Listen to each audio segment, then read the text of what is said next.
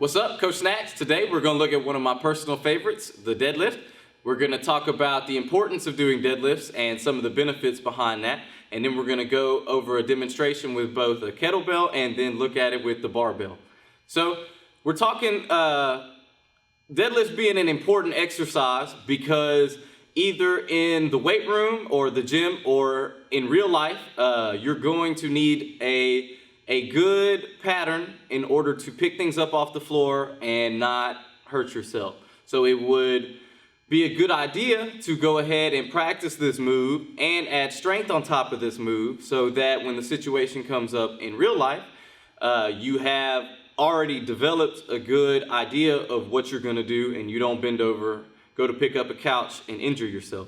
So it can be really transferable to real life in the terms of why it's practical, and the benefits, if you're looking at it from a workout perspective, are going to be that it's something that a lot of people can add load to relatively quickly, so you're going to build your strength fairly fast. On top of that, it becomes very calorically expensive once you begin to do it for reps and for time. So the more weight you can move faster and for longer, obviously, the more calories you're going to burn. However, the deadlift is just a very proficient move at doing that, and it's a very easy pattern to master and get strong at, really. So let's go ahead and look at what the demonstration with the kettlebell looks like.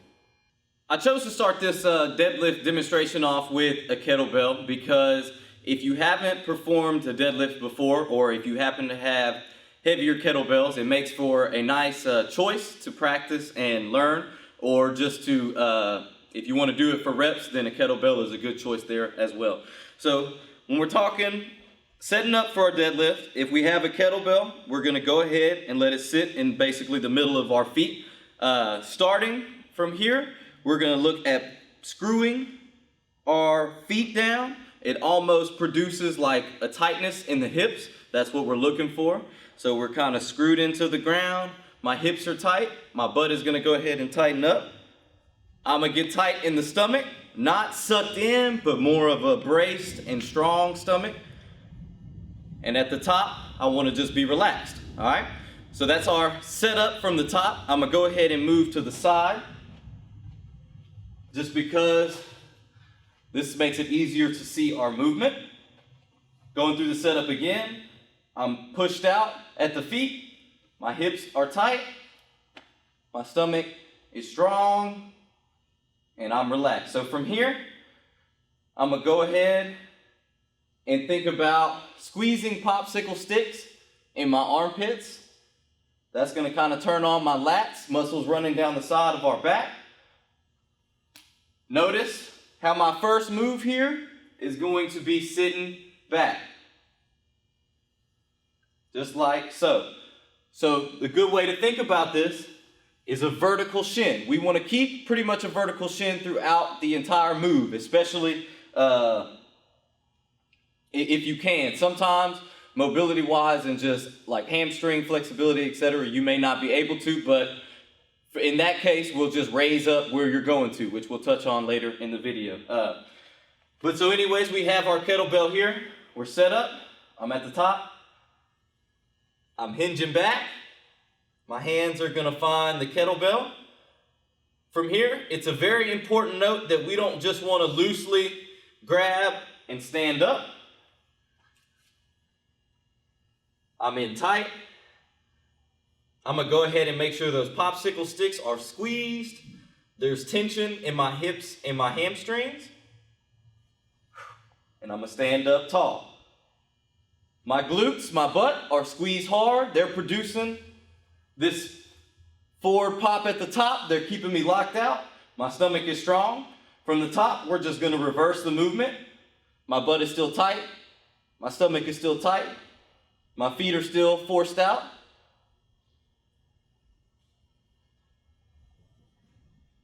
And it's down.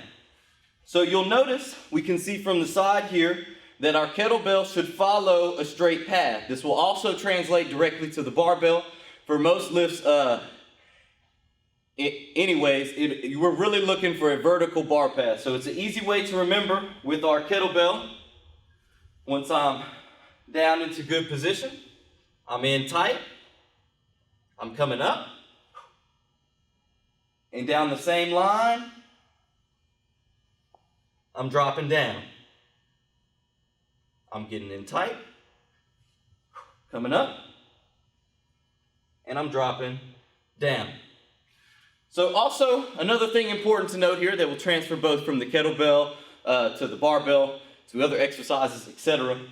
We talk about getting our stomach tight. Something else to consider is our breath. So now that we have our movement, I'm here, I'm pushed out at the feet, hips are tight, stomach is tight. I want to take a pretty big breath, maybe like a 7 out of 10. So a pretty big breath, and I'm gonna lock in my stomach, almost as if somebody was to punch me in the side and I would brace. That's what we wanna feel. We should keep this throughout the entire movement. So breath-wise, it's, I'm tight, I'm back, getting in tight,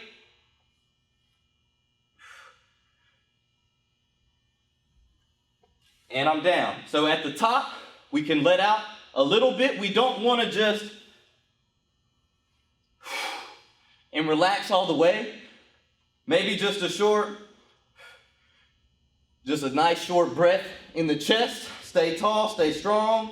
Follow that straight path down.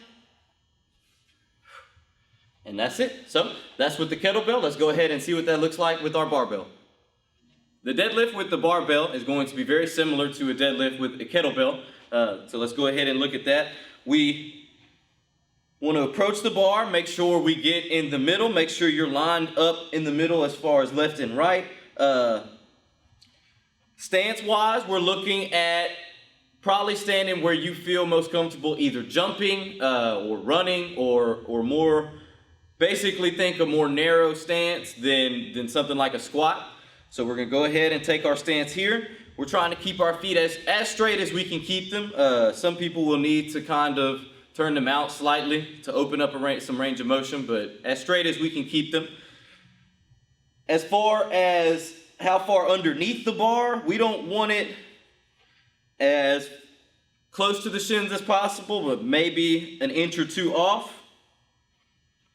All right, so I'm here. Now going through the same keys we had with our kettlebell. So my feet are down, they're pushed out, respectively. My hips are tight, my glutes are tight. My stomach is long and strong. I'm up tall. I'm gonna go ahead and take my breath. Hinge back, grab my bar. I'm gonna go ahead and pull in tight with my popsicle sticks in the armpits. My hammies are on tense, my glutes are tense, and I stand up.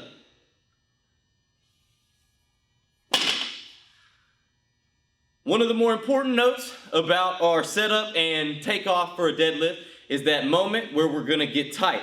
So I have to commonly correct this moment repeatedly until it becomes more ingrained. So just go ahead and try to pattern yourself to every time you step up here.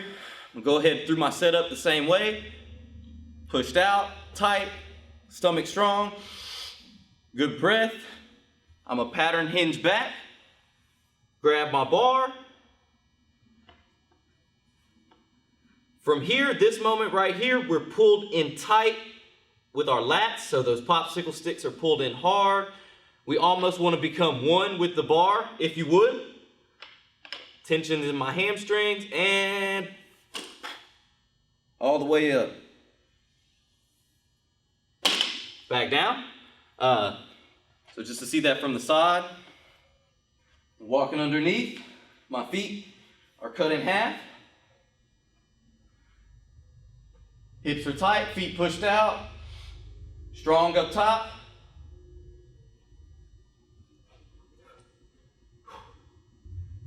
Armpits are tight, grip is strong, locked in.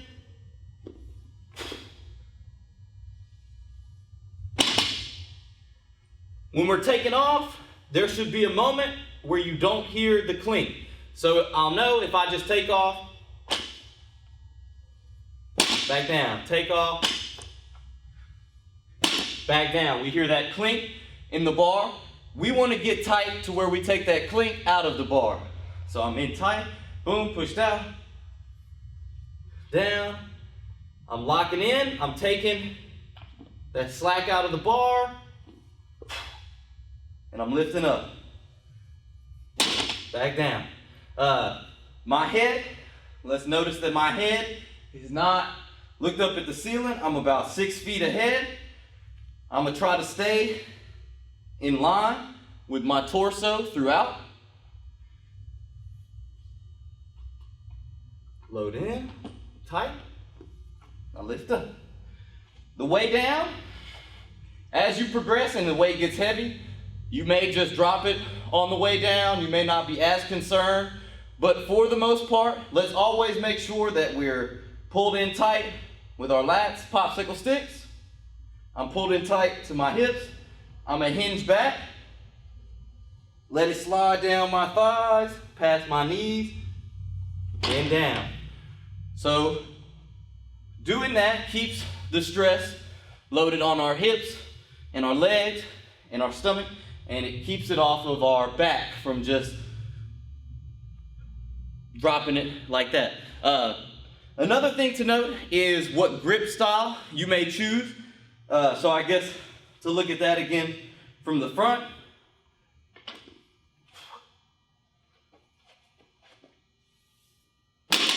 We'll notice in this video, I'm only doing double overhand.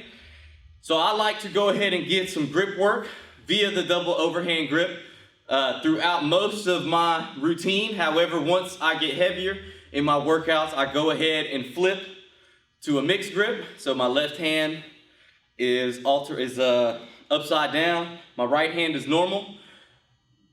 I try to save this for them because you're less likely to injure your upper back or shoulders, if you would, if we go double overhand. It's easier to stabilize back there and keep the weight in tight as opposed to here where we're just a little less stable. However, it does give you the ability to go a little heavier because your grip kind of gets taken out of the equation. So anyways, just with these tips, hopefully you learn and can appreciate the deadlift and make sure that you're loading your hips and not your back. So today we covered the importance and some of the benefits of deadlifting, and then we covered a demonstration and tutorial with both the kettlebell and the barbell.